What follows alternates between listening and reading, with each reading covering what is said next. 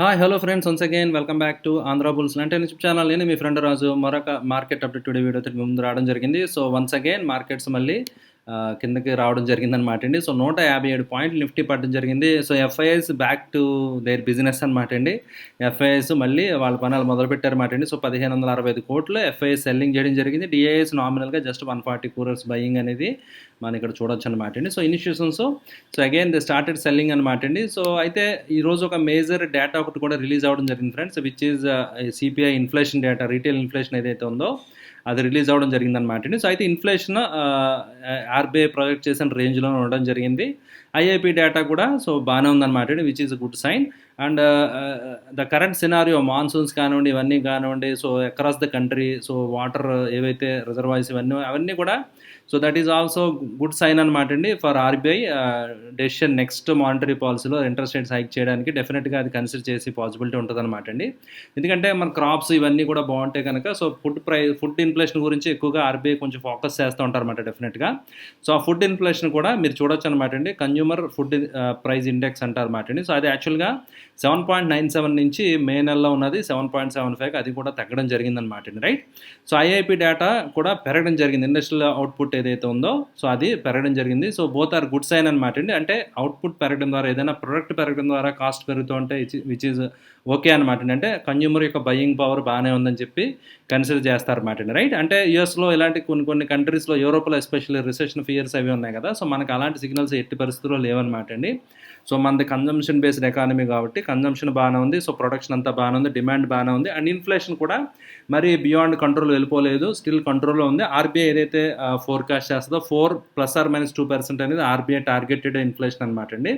So which is very close to RBI target అనమాట అండి. So RBI ఏదైతే product చేశారో వాళ్ళు ఎక్స్పెక్ట్ చేసిన రేంజ్లో ఉంది కాబట్టి so which is good sign అనమాట అండి. సో అయితే కమింగ్ టు టెక్నికల్స్ చూస్తే కనుక సో మార్కెట్ మనం అనుకోవడం జరిగింది, నిన్న కూడా నేను చెప్పడం జరిగింది, 16,200 will act as a stiff resistance అని చెప్పి మనం ఒక లైన్ కూడా డ్రా చేసుకోవడం జరిగింది. సో ఆ లైన్ దాటి వెళ్ళలేకపోతుంది. సో మార్కెట్లో సెల్లింగ్ అనేది ఇమీడియట్గా సో ఏమాత్రం కొంచెం వచ్చిన ఎఫ్ఐఎస్ రెడీగా ఉంటున్నారు కదా, సెల్లింగ్ అయితే ఎమర్జ్ అవుతుంది. అయితే చాలామంది ఎఫ్ఐఎస్ ఇంటర్వ్యూస్ ఇవన్నీ చూస్తే మాత్రం India is going to out perform అని చెప్పి చెప్తున్నారన్నమాట అండి.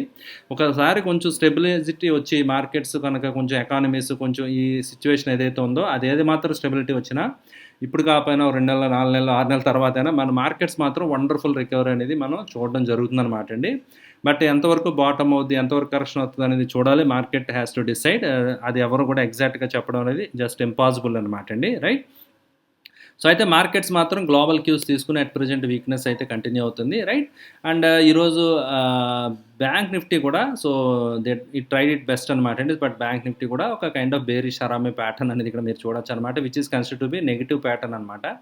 సో అంటే రివర్సల్ కొంచెం కిందకు వచ్చి సిగ్నల్ అవకాశాలు కనిపిస్తుంది అనమాట అండి. సో ఇంత టాప్లో natural bullish and Gulf type వచ్చింది, బట్ అగైన్ ఇమీడియట్గా బేరిష్ హరామీ రావడం అనేది విచ్ ఈజ్ నెగిటివ్ సైన్ అనమాట అండి. సో బ్యాంక్ నిఫ్టీ కూడా సో వీక్నెస్ కొంచెం రావచ్చు అన్నట్టుగా ఇండికేట్ చేస్తుంది అనమాట అండి. సో ఓవరాల్గా మీరు చూస్తే కనుక సో గ్లోబల్గా ఎప్పుడైతే సెంటిమెంట్ బాగోలేదో మన మార్కెట్స్ కూడా ప్రెజర్కి గురవుతున్నాయి అనమాట అండి. సో అయితే డాక్స్ ఇవన్నీ యాక్చువల్గా మార్నింగ్ చాలా పడ్డం జరిగిందనమాట అండి.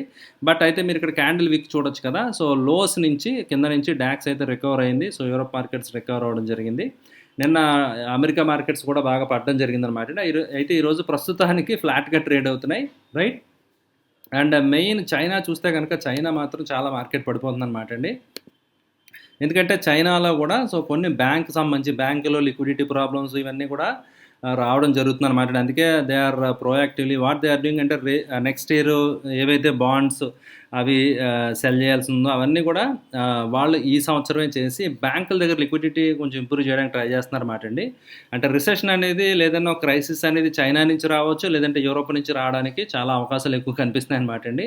సో అందువల్ల ఏంటంటే ఆ మార్కెట్స్లో కంటిన్యూ సెల్లింగ్ ప్రెజర్ ఉంటుంది. సో అది ఇంపాక్ట్ అనేది గ్లోబల్గా సో ఎప్పుడైతే ఉందో మన మార్కెట్స్ మీద కూడా ఇంపాక్ట్ అనేది ఖచ్చితంగా పడడం జరుగుతుంది అనమాట, రైట్. సో అయితే as of now major cuts అయితే లేవన్నమాట అండి. గ్లోబల్గా మార్కెట్స్ అయితే they are trading okay. So అందువల్ల ఏంటంటే మరీ అంత ఫీర్ యాజ్ ఆఫ్ నో లేదు. బట్ సమ్హౌ రేపు మనకి నెక్స్ట్ ఈ మంత్ ఎండింగ్ లోపల మార్కెట్ సినారియో మారిపోవచ్చు అనమాట అండి. Market can change very dynamically. So ఎందుకంటే ఒకవేళ యుఎస్ ఫెడ్ కనుక ఇంట్రెస్ట్ రేట్స్ హైక్ కొంచెం ఫాస్ట్గా చేస్తే which is most likely, right. అంటే 50 basis points అలాగా హైక్ చేస్తే that is okay. Market expect చేసిందనమాట అండి. ఇది బియాండ్ దట్ ఒకవేళ అంతకంటే ఎక్కువగా గనక చేస్తే గనక సో, కొంచెం జర్క్ రియాక్షన్ ఉంటది. ఆ మార్కెట్‌లో మళ్ళీ కొంచెం సెల్ ఆఫ్ అనేది వచ్చే ఛాన్సెస్ అయితే ఖచ్చితంగా ఉన్నాయన్నమాట అండి. అది మనం మర్చిపోకూడదు ఫ్రెండ్స్. రైట్. సో, అయితే బోత్ ఇండిసెస్‌లో వెన్ కంపేర్డ్ ఆల్రెడీ నేను చాలా రోజులు చెప్తున్నాను కదా! సో, నిఫ్టీతో కంపేర్ చేస్తే బ్యాంక్ నిఫ్టీ స్ట్రాంగ్‌గా ఉంది కాబట్టి బ్యాంక్ ఈటీఎఫ్స్ అనేవి మనం ఎవ్రీ డిప్‌లో బై చేసుకుంటా వెళ్ళొచ్చనేది నా ఒపీనియన్ ఫ్రెండ్స్. రైట్. ఓకే అండి. And coming to Nifty levels చూడాలంటే మన ఆప్షన్ చైన్ డైరెక్షన్ ఎలా ఉంది, ఏంటి మార్కెట్ డైరెక్షన్ అనేది ఆప్షన్ చైన్ నుంచి మనకు కొంచెం ఐడియా వస్తది కదా! సో, ఓవరాల్‌గా క్లియర్ కట్‌గా చూడొచ్చనమాట అండి. హ్యూజ్ ఓపెన్ ఇంట్రెస్ట్ బిల్డప్ అవుతుంది. సో, మీరు చూడొచ్చనమాట అండి. సో, 16,100 దగ్గర అండ్ 16,200 దగ్గర 69,000 కాంట్రాక్ట్స్ అనమాట అండి. సో, హైయెస్ట్ ఓపెన్ ఇంట్రెస్ట్ మీరు చూడొచ్చు. ఈరోజే బిల్డ్ అవ్వడం జరిగింది. 1,74,000 కోట్ల కాంట్రాక్ట్స్ ఓపెన్‌లో ఉన్నాయి.